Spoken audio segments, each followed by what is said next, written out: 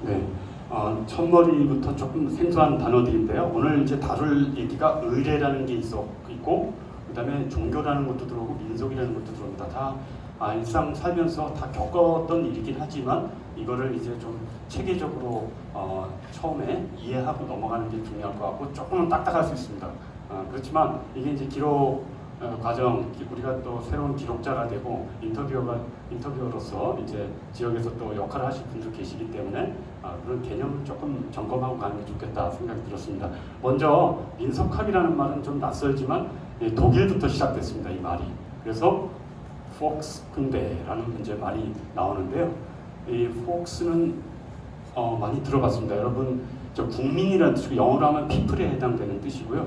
그래서 독일의 유명한 차가 있죠. 폭스바겐 할 때 그 국민차 그런 뜻이죠. 그러니까 국민에 해당되는 거고, 그러니까 폭스kunde가 이제 학문이라는 뜻, 연구라는 뜻, 뭐 그런 겁니다. 스타디 또는 사이언스 이제 이런 거에 해당되는, 또는 knowledge, 그 지식 이런 거에 해당되는 게 이 폭스kunde고요. 이게 이제 영어권에서 folklore 해가지고 folk도 역시 이제 민속, 뭐 이렇게 좀 대중, people 이런 의미를 갖고 있고, law 하면은 이제 논리적으로 뭔가를 접근해서 체계화시키는 학문, 이거를 그래서 law가 붙으면 되게 이제 학문을 뜻하게 됩니다. 그러면 folklore 하니까 민속학, 뭐 이렇게 민속 연구 이렇게 되겠죠.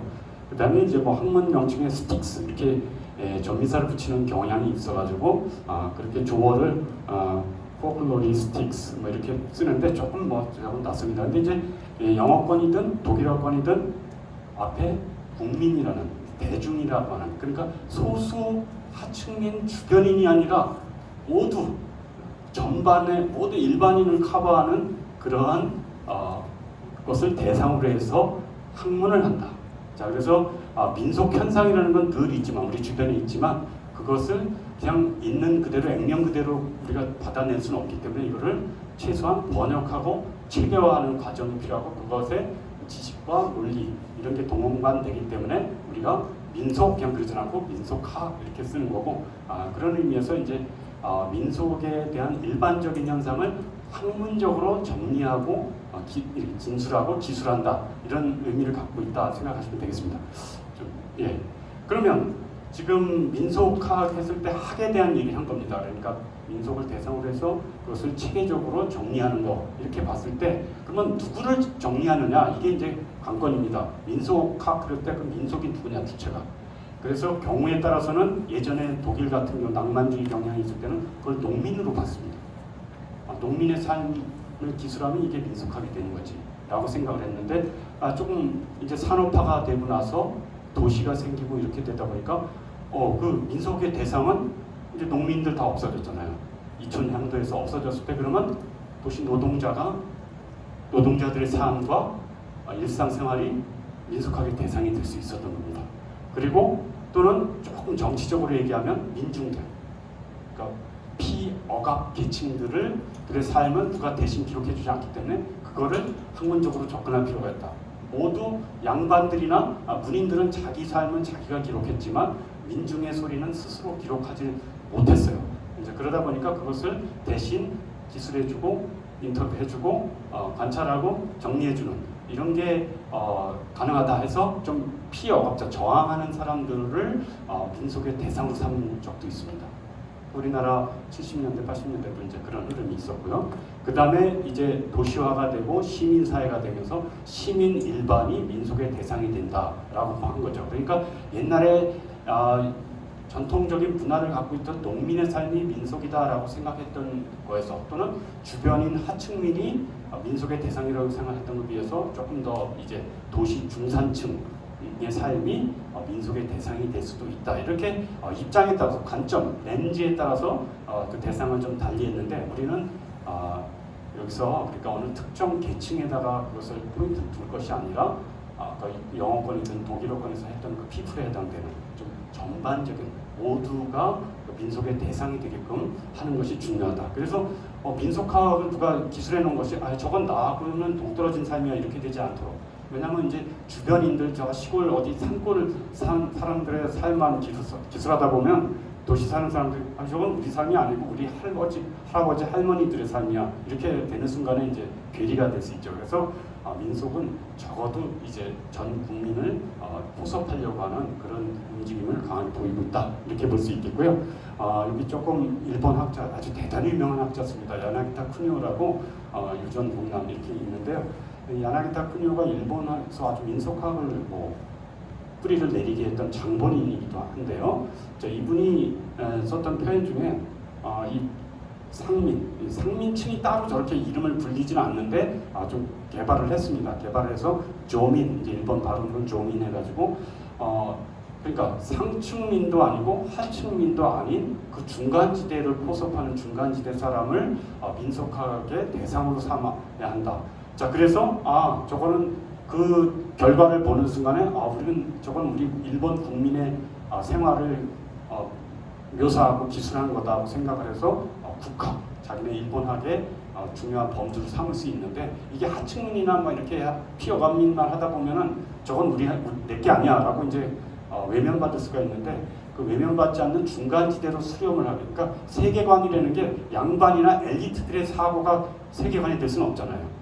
그렇다고 하층민들이 아니고 그 중간지대에서 세계를 어떻게 보느냐, 월드뷰, 세계를 보는 관점, 이거를 잘 포착해내는 게 학문의 중요한 기능이지 않겠냐 하면서 중간지대에서 조민을 얘기했던 거고요. 그 다음에 이제 조금 더 낯선데요. 알란 둔데스라고 하는 미국 학자입니다. 이분이 이제 한 20-30페이지 되는 논문을 썼는데요. 그 논문 이제 제목이 저겁니다. 저렇게 묻고 있습니다. Who are the folk? 자, 민속학을 한다 그러는데 누가 민속이냐, 누가 포크냐 라고 이제 부른 거죠. 그래서 별 얘기를 다 합니다. 그러면 하층민이냐 아니면 어디 주변에 있느냐 이렇게 이제 하다가 결국에 가서 마지막 결론을 내면서 하는 말이 Among others we are. 그래서 Among others, 다름 아닌, 그것은 다름 아닌 우리들이다. We are all, 우리 모두가. 그러니까 민속학의 대상은 저 컴퓨터 자판기를 두드리고 핸드폰을 두드리는, 자판을 두드리는, 모바일 폰을 사용하는 일반인들도 민속의 대상이 삼아야 된다. 그러니까 민요회가 연구한다고 해서 저쪽 그 농촌에 어디 공벽한 곳으로만 찾아갈 게 아니라 도시 근교에서 우리 일상 삶에서 그것을 확인할 필요가 있다 해서 너무 엄격하게 풀타임 포크, 아주 전적으로 민속의 대상이 될 만한 골수가 따로 있지 않다라고 본 거죠. 누구나 파타임 포크가 될 수 있다. 파타임 포크 그룹이 될 수 있다. 그러니까 이제 우리들의 삶을 기록하는 것도 민속이 될 수 있는 거죠. 현대적인 것도 될 수 있고 센스가 있는 것도 그것도 민속의 대상이 될 수 있고 카페에 가서 커피 마시면서 대화 나누는 것도 될 수 있다는 거죠. 그러니까 우리가 이제 기록을 할 때는 그런 문화들도 이제 기록을 해줘야 되는 것이죠. 그래서 아주 중요한 발언이었다고 생각합니다. 그래서 이제 민속학이 적어도 국민을 표방하는 이상은 이제 우리 모두가 다 그 전적인 멤버십은 아니어도 파타임으로 늘 오락가락할 수 있는, 스위치를 켰다 껐다 하면서 대상이 될 수 있는, 그래서 그 모두가 민속의 대상이 되는 것, 이것이 이제 중요하지 않겠나 하는 생각이 들었습니다. 민속에 대한 얘기를 이제 마쳤고요. 이제는 종교 얘기를 하는데, 종교도 이제 민속 종교 얘기를 역시 조금 추상적인 얘기지만 그래도 여러분들 다 이해하실 겁니다. 자, 종교, 릴리전이라는 게 이제 종교라는 뜻입니다. 자, 그래서 민속 종교라고 하는데 이 민속 종교를 그러면 아까도 얘기한 대로 억압받는 사람 또는 하층민들 아니면 노동자들 이렇게 일부러 국한시킬 게 아니라는 생각이 들어서 저는 막연하지만 정의를 저렇게 내려봤습니다. 일반인의 종교적, 이게 이제 민속 종교다 보니까 종교라는 말은 빠질 수가 없고요. 그래서 일반인 하면 여러분 어떤 생각이 들어요? 누구 어느 특정 계층이 아니라, 그렇죠. 그러니까 누구나 한 번씩은 걸러 들을 수 있는 파타임 포크 그룹. 그렇기 때문에 온 국민이 다 민속의 대상이 될 수 있는 거죠. 도시인도 될 수 있고 대학생도 될 수 있고 IT 산업에 종사하는 또는 AI 연구원 다 될 수 있습니다. 그들에게도 민속이 있고 민요가 있고 한담이 있고 그냥 다 있겠죠. 자, 그래서 일반인이라는 표현을 쓴 거고요. 종교라는 거는 이제 좀 비범하면서도 거기서 어떤 삶을 해석해내는 원천이 그 종교 안에 있기 때문에 그런 말 쓸 수 있고요. 그 다음에 세 번째 또 중요한 표현이 일상문화라는 거죠. 종교라고 해서 너무 형이상학적이고 고대 세련된 이렇게 경전에만 이렇게 국한돼 있고 신학적으로 막 아주 복잡다단한 체계라고 생각하기 쉽지만 일상문화라는 거예요. 일상문화라는 거예요. 그래서 민속 종교는 바로 저렇게 일반성과 종교성과 일상성 이 세 가지가 잘 조합이 된 종교 문화를 얘기할 수 있다. 그러면 이제 일상 문화에는 여러 가지가 있지만 그 중에서도 종교적인 것들에 대해서 우리가 의식하지도 못했던 것도 있고 또 이제 다분히 좀 세게 의식했던 것도 있는데 이번 시간에 한번 그런 내용들 그래서 엄격하게 종교를 정의하기보다는 생활 속에 스며든 그런 정의를 가지고 잘 누구보다 훨씬 더 잘 포착해내는 게 좋지 않겠나 생각이 들어요. 자, 먼저 그 세 가지 할 때 일반성, 종교성, 일상성 얘기했습니다. 간단하게만 말씀드리면 민속의 대상은 일반인이라고 그랬어요. 이제 뭐 여러분들 다 수긍하실 겁니다. 자, 그림 두 개 있죠. 풍속하고 다 민속화라고 할 수 있는데 한쪽은 누가 그랬죠? 예, 김홍도가 그랬습니다. 씨름판이고 채색도 단조로워요. 단색으로 했고 그 다음에 서민들의 삶이 그대로 여기 그려져 있습니다. 이 그림에 대한 해설은 뭐 너무나 미술사에서 많이 있기 때문에 생략을 하겠습니다. 자, 그래서 이 풍속화의 대상으로 보면 어떻게 보면 시골에 사는 사람들 모여든 그 일반 뭐랄까요 평민들 이렇게 볼 수가 있는데 오른쪽 그림을 보시면 어떤 누구입니까? 신윤복의 저게 뭐죠? 그 건무도 뭐 이런 제목을 가졌을 겁니다. 그러니까 칼을 들고 춤출 문자에다 춤을 추는 그런 장면인데요. 대개 구경꾼들이 누구죠? 대개 양반들입니다. 양반들이고 기생 뭐 이렇게 있어서 어떻게 보면 조선시대에 보면은 상층부의 어떤 엔조이하는 이런 것들을 확인할 수 있는 건데 저것도 이제 풍속화가 될 수 있는 거예요. 그러면 우리가 이제 저 그림 두 개를 놓고 어느 게 민속이냐 둘 다죠. 둘 다죠. 김홍도가 포착한 거라 신윤복이 포착한 거 다 조선시대의 삶의 일부고 그래서 모두가 다 파타임 포크 그룹이 될 수 있다라고 하는 거죠. 그러니까 우리가 너무 이제 민속할 때 너무 왼쪽 것만 생각을 했던 경향이 있습니다. 그런데 우리 이제 동해시 시민입니다. 그러니까 시민들 삶 속에서도 그런 일상에 녹아있는 종교 문화를 포착할 필요가 있다. 그거를 일부러 닫아놓을 필요 없다. 개방해 놔야 된다. 그런 말씀드립니다. 자, 그러면 이제 종교에 대한 얘기인데 종교는 우리가 엄격하게 얘기했을 때 우리가 이 건물 뭐 성당 있고 교회당 있고 불교 사찰이 있고 이제 이런 식의 종교만을 여러분 많이 생각할 수 있는데 그러다 보니까 그 종교의 내용이 되게 이지적이에요. 지적으로 쫙쫙쫙쫙 설명해내고 인간이 물을 수 있는 아주 궁극적인 물음에 대한 해답을 몇천 년 동안 해왔잖아요. 신학적으로, 교리적으로. 자, 그거 굉장히 이지적인 종교죠. 그런데 우리가 접하는 종교들 중에는 우리 외할머니들 어떻게 이지적으로 생각한 거 아니죠. 불교의 공사상 다 이해한 다음에 불교 신자가 된 게 아니잖아요. 굉장히 이모셔널, 정서적이에요. 그러니까 정서에 호응하고 정서에 반응하는 그런 종교 세계. 그거는 값싼 거다 해서 외면할 겁니까? 그렇지 않죠. 우리 손자를 값지게 키우는 소중하게 키우는 그 자산이기도 합니다. 그러니까 그런 것들을 우리가 외면하면 안 되죠. 그러니까 그런 삶도 우리가 포착해내고 그것을 종교라고 교단으로 얘기할 수는 없더라도 종교적인 것들에 대해서 우리가 감각을 가질 필요가 있다. 그런데 우리는 너무나도 엄격하게 아주 딱 형성되어 있는, 성립되어 있는 어떤 특정의 종교만을 너무 고집하다 보니까 많은 걸 놓쳐버려요. 자, 그 다음에 세 번째 그 강한 믿음과 약한 믿음이 있습니다. 그러니까 우리가 종교하면은 믿음이 굉장히 센 것들을 많이 생각해요. A를 믿어야 B가 온다. 이제 이런 강력한. 그런데 여러분 우리 민속에서 보면 A를 믿어서 B가 온다는 확신에 찬 민속이 그렇게 많지 않습니다. 오히려 B가 안 된 게 혹시 A를 안 해서인가? 이렇게 묻는 겁니다. 그러니까 내가 장사를 하는데 고사를 지내야 반드시 사업이 번창한다라고는 확고부동한 강한 strong belief, 강한 믿음을 가지고 고사를 지내는 게 지내는 사람도 있겠죠. 그런데 대개는 그런 게 아니고 왠지 내가 이거를 안 지내면 혹시 그게 원활하지 않을 때 이 찜찜함. 근데 이거는 굉장히 약한 믿음입니다. 믿음으로 치면 굉장히 느슨하고 약한 믿음인데 이게 굉장히 지속이 강해요. 그러니까 여러분 우리 동해에도 소방서에 있을 텐데요. 소방서에서 소방차 사면은 구입하면 새로 어떻게 고사 진행입니다. 안전 고사 진행. 그러면 안 지내도 되지만 꼭 지내야 안전하다라고 하는 믿음이 강하게 깔려 있지는 않지만 혹시 안 지내가지고 어떤 사고, 불의의 어떤 사고가 왔을 때 이제 되짚어서 혹시 그게 이렇게 되는 거 아니야? 그러면 이제 다음번에도 건너뛰려고 그러다가도 좋은 게 좋지 하면서 해보려고 하는, 이거는 강한 믿음이 아니에요.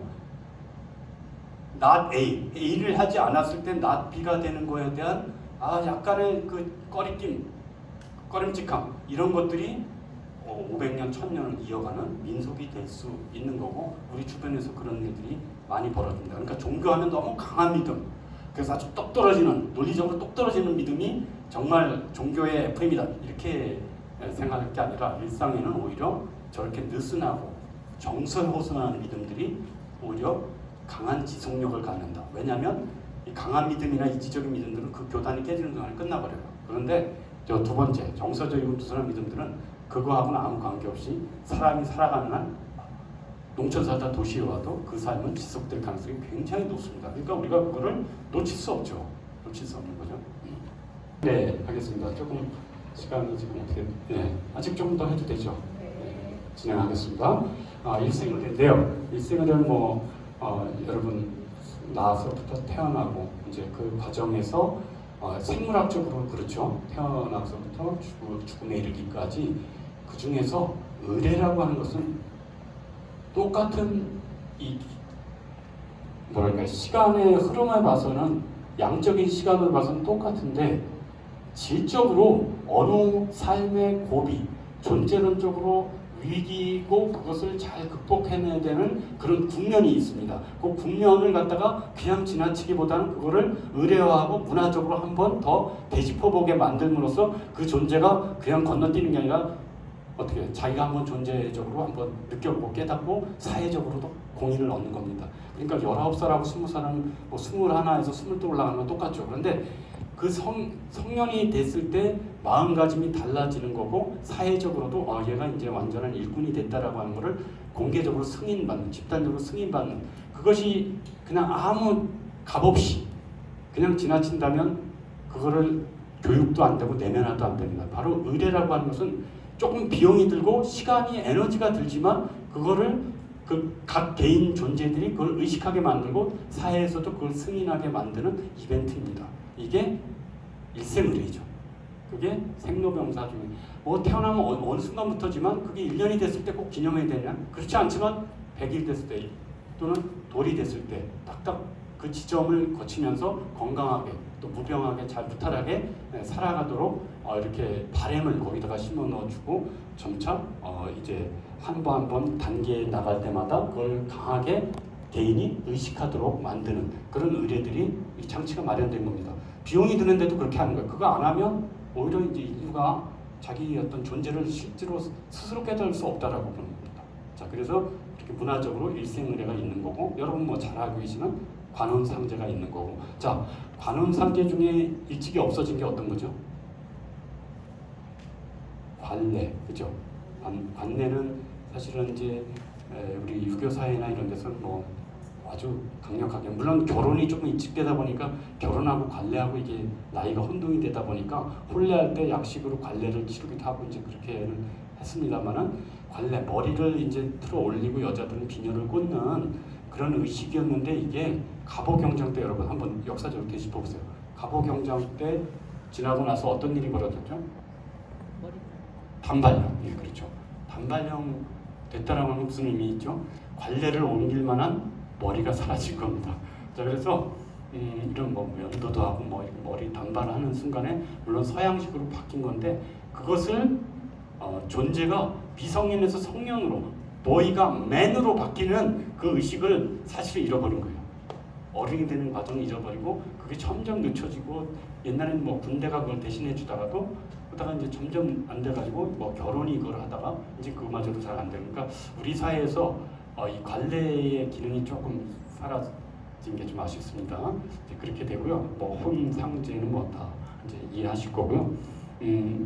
요 일생의례하고 구분해서 알아야 될 게 통과의례라고 하는 겁니다. 통과의례 이거 많이 들어보셨죠? 네, 통과의례 중에는 저 일생의례도 뭐 통과의례 안에 들어가는 건데, 어떤 시간에 통과의례라고 하는 것은 하나의 이 존재론적인 전환이 이루어질 때 저 3단계 스타일의 유형을 받는다라고 보는 거예요. 의례가. 자, 그래서 하나가 분리, 그 다음에 중간에 전이, 그 다음에 재통합. 자, 여러분 얘가 군대 가는 거야. 이제 아들 군대 간다 그러면 어떻게 돼요? 지금 미필자로서 대학을 다니든 뭐 일을 하든 간에 이따가 사회하고 격리된 공간 이동이 이루어져야 되겠다. 이 통과는 공간 이동이 이루어져요. 그래서 지금 일상의 구조가 유지되던 거를 벗어나서, 그래서 이제 동해역에서 빠이빠이 해죠. 분리가 이루어집니다. 그래서 이제 어디로 가요? 저기 춘천에 있는 백이보충대나 이런 데로 가면은, 그 다음에 걔가 어디 강남에서 왔던 강북에서 왔던 뭐 대학을 다니든 안 다니든 아무 상관없습니다. 이름이고 뭐 다 본관 다 필요 없고 구대 번호만 필요해요. 번호를, 그러니까 얘의 존재의 어떤 구조가 다 살아있지 않고 익명적으로 어떤 마스터가 구대장이 있으면 그 구대장 밑에 모두가 다 평등한 익명의 사회로 바뀌어요. 이게 이도 저도 아닌 거예요. 네? 이거를 전이 이렇게 얘기할 수 있겠고요. 그러다가 어떻게 해요? 군대 생활하면서 자대 배치 받는 순간에 자기 존재를 다시 회복하기도 하고요. 또 하나는 군대 생활 전체를 보면은 어떻게 해요? 이제 군대를 제대하면서 다시 사회인으로 재통합됩니다. 그런데 그 재통합될 때 어떤 변화가 일어나요? 미필자가 군필자가 된 겁니다. 존재론적으로 확 바뀌어가지고, 아직 옛날 같으면 미성년에서 성년으로 존재의식이 바뀌어버리고 나오는 겁니다. 자, 이게 그러니까 어떤 하나의 사람이 존재론적인 전환이 이루어질 때 공간의 이동, 그리고 그 공간의 이동에는 저 세 가지 패턴이 보이고 있더라. 물론 저 세 가지 패턴 중에 특히 강조되는 데가 있어요. 약혼식 같은 거 어디에 강조가 되겠어요? 저 전이 과정이 더 강조가 돼요. 완전 결혼도 아니고, 그렇지만 개별도 아닌 장례식은 분리의식이 훨씬 강해요. 저 떠나가라, 여기 되돌아오지 않고. 그러니까 막 그 상여가 빈소가 나간다면 막 쪽박 깨뜨리고 저 딴 동네로 돌아가기도 하고, 문으로 안 나가고 벽을 뚫어가지고 창문으로 나가고 하는 이유가 더 이상 이로 길은 밝혀가지고 다시 돌아오지 말라는 거죠. 분리를 훨씬 강조해주고 있습니다. 자, 학자들, 스칼라들, 그 다음에 국민의 대다수가 알고 충실히 믿고 있는 유일한 종교가 있다면 그게 조상숭배다, 이런 얘기를 하고 있습니다. 이게 그러니까 외국인의 시선에 봤을 때는 한국인들이 조상숭배 사실 뭐 우리만 있는 게 아니라 다 전 세계적으로 있죠. 종교의 기원을 이 사자숭배다라고 이제 생각한 사람도 있을 정도니까 이게 보편적이긴 하죠. 그런데 유별나게 한국인들이 조상숭배가 없습니다. 이제 그런 얘기를 한 거고요. 네. 두 번째로 이 헐버트 뭐 여러분 너무나 잘 알고 계실 겁니다. 이 헐버트가 한국에 와서 책을 대한제국 멸망사라고 하는 또 패싱 코리아, 이거를 이제 유명한 책을 썼고, 이것도 번역이 되어 있습니다. 그래서 이 구한말, 그러니까 구한말이라는 거는 옛날 한국이라는 뜻이, 지금 한국이 아니라 옛날 한국이기 때문에 구한국이라고, 그걸 구한말이라는 건 왜 말이냐면, 자, 대한제국이 언제 세워졌죠? 1897년. 연어로 광무라고 썼어요. 그러니까 여러분 광무 1년 그러면 1897년이라고 알아야 돼요. 여러분 이제 동네 돌아다니다가 어디 이런데 건물에 광무 3년에 지어졌다 그러면 글쎄 이렇게 하면 안 되고, 그러면 1896을 더하면 돼, 그죠? 그래서 그러면은 이제 99년이구나 이렇게 나와야 돼요. 그러면 그게 언제까지 지속돼요? 1907년 고종이 강제 퇴위당할 때까지가 이제 대한제국이 있었던 거죠.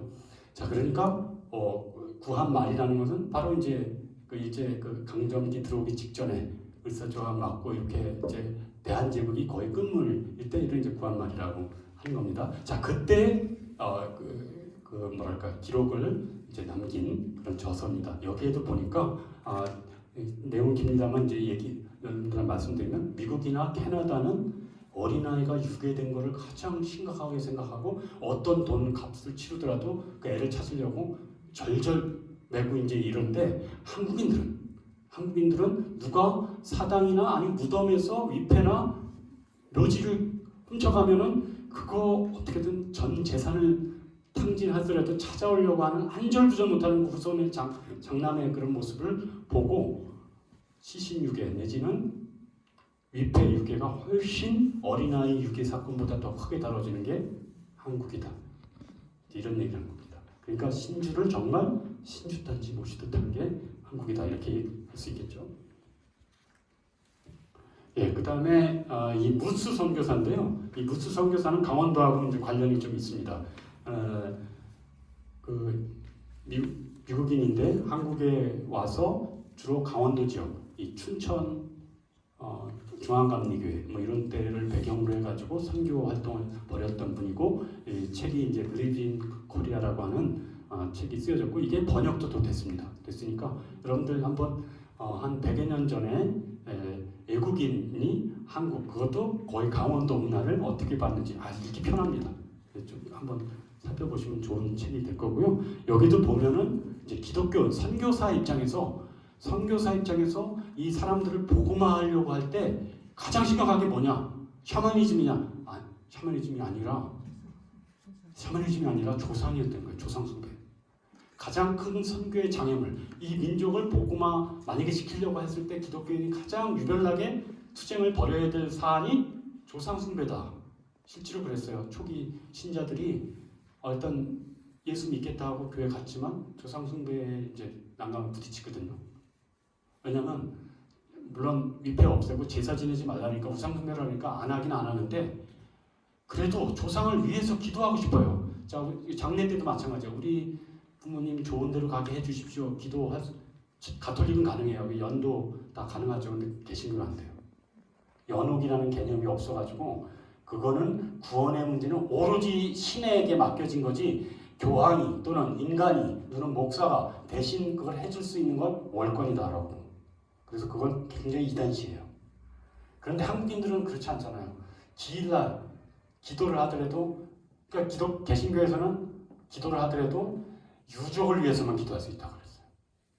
슬픔에 처한 유족을 달래주는 기도는 되지만 망자가 어떻게 해달라고 대신 기도해주는 건 절대 안 된다. 이게 헌법으로 나와요. 감리교, 장로교 다 마찬가지예요.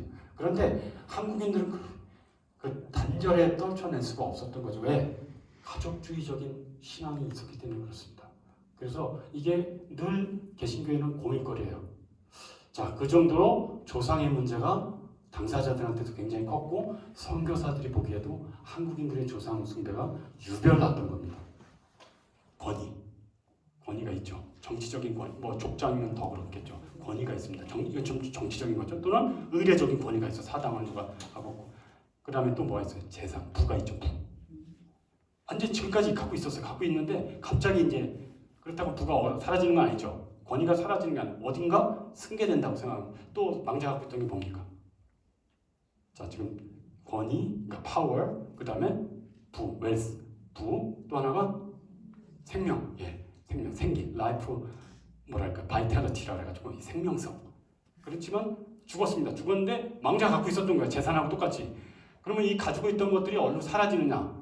인계가 된다고 보는데 이 범위가 또 어떻게 되냐요? 가족, 친족 안에서 벌어지죠. 이게 또 벗어나면 고스트가 되는 거예요. 망령이 되는 겁니다. 자, 그래서 가족 안에서 후손에게 이어지는 건데, 여러분 한번 문제를 낼게요. 자, 여기 강원도 지역에도 좀 있을 것 같은데, 저 사례는 제가 충청남도 사례인데요. 집안의 며느리가 발인하면 이제 관을 다 이제 묘지로 옮기는 거잖아요. 옮기고 나면 그 시신이 안치됐던 빈소가 비어있죠, 그죠? 그 빈방을 이제 이 며느리가 한 3번 뒹굴러요. 완전 오염 덩어리로 있던 곳이죠. 그것을 뭐 청소하고 이런 문제가 아니라 일단 뒹굴어요. 왜 그럴까요?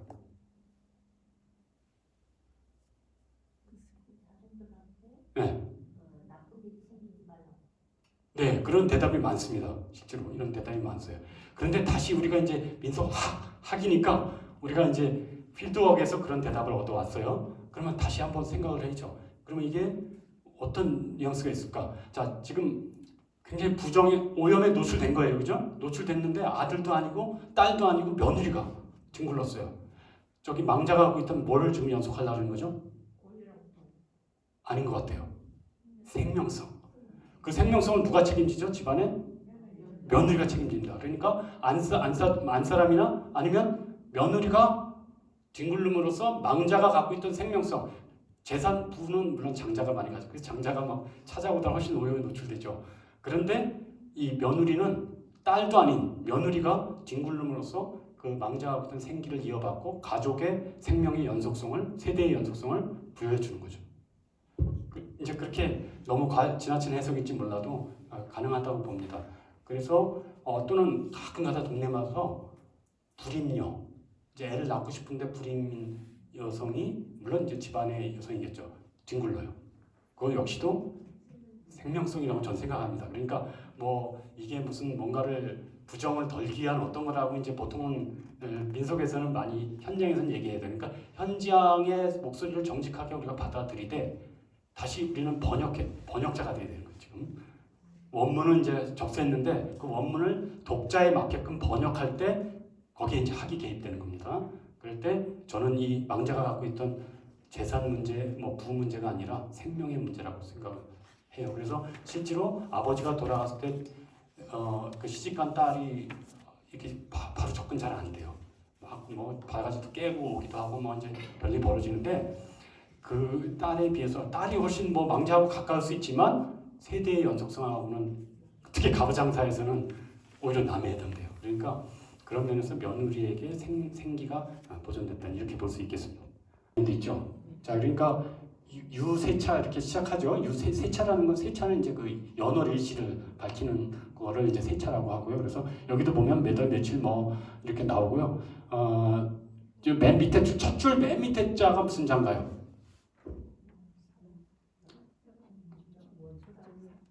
예, 삭이라고 있습니다.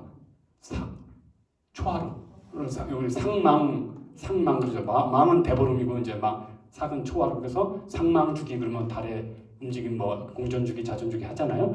자, 그때 그 삭인데 삭을 밝혀두는 이유는 여러분 음력으로 간지를 쓰다 보면은 이게 몇 년도인지 몰라요. 왜 60년마다 막 돌아오니까 그 임신년 몇 월 며칠 막 이렇게 해가지고 몰라요. 그런데 저 삭을 규정해 주는 건 뭐냐면 정월달이 초하루가 무슨 일에 걸리는. 그러면 그거는 거의 어느 연도인지를 이제 밝혀낼 수가 있어요. 만약에 올해 정월달이 초하루가 며칠인 이걸 딱 지정해 주는 순간에 이게 12년 전에 60년 전에 경신년이 아니라 이번에 경신년이 이걸 알 수가 있어요. 그래서 여러분 동네에 가서 춤을 잘 보면은 요 지금 연월일치만 밝히는 게 아니라 그 달에 초하루가 며칠인 이걸 지정해줘요. 이게 포인트예요. 이게 없으면 이게 언제 충분히 잘 몰라요. 왜냐하면 60갑자가 항상 60년마다 돌아오기 때문에 그렇습니다. 그 다음에 또 한 번 유념해서 봐야 될 게 좀 빨간 글씨 어떻게 읽나요? 감자입니다. 감이 뭐뭐 한다 할 때 감자, 소는 밝다 이런 뜻이죠. 하나다 밝다. 그 다음에 고는 고하다. 우는 이제 전치사 같은 거예요. 누구누구에게 고한다. 그러니까 충문에는 항상 요 감소고 앞에 누가 나와요. 항상 그 아들이 나오든 아니면 동네 주민이 나오든 나오고요. 그 다음에 감소고 다음에 누가 나와요? 항상 망자. 제사에서는 망자고 마을 제사에서는 마을 수호신, 성황신이든 뭐가 나오는 거예요. 그러니까 이게 여기 굉장히 잘 봐야 돼요. 왜냐하면 누구에게 지금 감히 고합니다라고 나와야 되니까 여기는 현고 모관 그러니까 아버지 이제 돌아가신 아버지가 만약 관직이 있었으면 무슨 아무 관직에 그 다음에 무슨 군 이렇게 해가지고 관등성명 나오고 이제 그 다음에 뭐 세월이 바뀌어가지고 이제 돌아가신 그 날이 다가와서 우리가 이제 그 감흥을 하기 위해서 삼과 맑은 술과 여러 제수를 갖다가 바치니 이제 흠량하소서라고 하는 이제 구절로 되어 있을 때 이 감소고 다음 칸에 그 가로 안에 뭐가 들어간지를 꼭 유념해 주시면 되겠습니다. 저 왕이 할 때는 어떻고 이 용어가 조금씩 국가에서 많이 바뀌는데 이제 지역에서 가정이나 마을에서 감소고 다음에 뭔지 꼭 한번 춤을 볼 때 살펴보시면 되겠어요. 이제 무당이니까 아시겠죠? 그다음에 고라고 하는 것은 좀 한자가 조금 어려워요. 어려운데 생각해보면 쉬워. 벌레 충자 쓰기 쉽잖아요. 이제 벌레가 몇 마리? 3마리 있고 밑에가 그릇 명자야. 이렇게 우리 비가 온다 해가지고 해물 바가지 할 때 그 입에 해당되는 게 그릇 명자죠. 이 컨테이너예요. 그러니까 지금 글자 형태로 보면 그릇에 그러니까 용기 안에 벌레가 다수 들어있는 거예요. 그죠? 그런 건데 요거는 이제 뭐 전벌레를 뜻하기도 하고 독을 뜻해요. 포이즌, 독소. 그래서 이 독소를 갖다가 물질적으로 만들어내서 이 물질을 저주에 활용하는 거예요. 이거 전문가가 스페셜리스트가 무당이기 때문에 이거를 합성해가지고 만들어 놓은 게 무거고, 그래서 여러분 조선왕조실록이나 이런 데 보면은 저주나 장희빈 뭐 이럴 때 나오는 사료를 잘 보면 다 무거워요. 꼭 무당이 했기 때문에 무고이기도 하지만 그냥 저주술 블랙 매직을 다 이게 무고라고 했을 정도입니다. 자, 근데 그 고를 만드는 것만 한번 설명드리고 마칠게요. 자, 그릇 안에 벌레들이 있어요. 뭐를 예를 들까요? 당나귀, 당나귀, 그러니까 사마귀를 집어넣어요. 먹을 걸 안 줘요. 어떻게 되죠? 포식자입니다. 사마귀. 어떻게 해요? 리그전을 벌여서 승리한 사람들끼리 다시 또 해서 최종 한 마리가 남아요. 최종 1인이 남아, 최후 1인이 남아. 얘는 동료하고 싸워서 이길 만큼의 강한. 그런데 먹을 거를 주지 않아서 동물적인 본능, 유격을 채우지 못한 그 개를 갖다가 죽여요. 죽여서 가루를 만들어. 그러면 여기에는 이건 단순히 물질이지만 거긴 뭐가 있다고, 뭐가 여한이 있는 거죠. 동물로서 동료를 잡아먹는 파워가 있어요, 일단. 그런데 그 동물적인 욕망을 채우지 못한 한이 있어요. 이 두 가지를 에너지 자원을 원천으로 활용해서 이 스페셜리스트가 조정을 하는 겁니다. 그래서 이번에 네가 저쪽에 집에 가서 고객 집에 가서 들어줘서 저주를 행해주면 내가 이번에 스타벅스 가서 커피 한 잔 사줄게. 이렇게 기도를 하는 겁니다. 이게 고예요. 이거 지금은 사실 범죄 행위는 아닌데 조선왕조에서는 특별사면, 일반사면 할 수 없는 시박 10개의 죄 중에 하나하고 연좌제도 돼요. 저거 신고하는 같이 다 그러니까 저거 증명할 길이 없잖아요. 그냥 조작하기도 쉽고, 이거 얘가 백엔록에다 막 동궁 지하에다 막 파묻어놓고 그렇게 저주했다고. 그러니까 이거 범죄로 구성하려면 정말, 그러니까 저주를 당한 사람이 희생자가 아니고 저주를 행했다고 신고당한 사람이 희생자였어요. 되게 무당들이고, 중세로 치면 마녀 사냥에 당한 게 노파들이죠. 저항할 수 없는. 자, 이게 무고입니다. 그러니까 이거는 인간의 욕망 중에서 굉장히 어두운 욕망. 저게 늘 있는 건 아니지만 저런 믿음이 존재하고 사회가 동요할 때, 왕권이 불안정하고 이럴 때 그 책임을 누군가에게, 마녀에게 질 때 무당이 지고 희생을 당합니다. 항변할 수 있는 길은 나 그거 저주하려고 한 게 아니라 치병을 하려고 했던 거다. 이건 뭐 방식 같으니까요. 그런데 먹히지가 않죠. 되게 다 숙종이 장희빈을 무고로 혐의로 죽일 때 동원됐는데 저 증명할 필요 없잖아요. 어떻게 증명해요? 꿈속에서. 그게 논리가 돼가지고 장희빈 희생하고 이제 남인들 척결하고 이제 이런 일이 벌어졌던 겁니다. 예.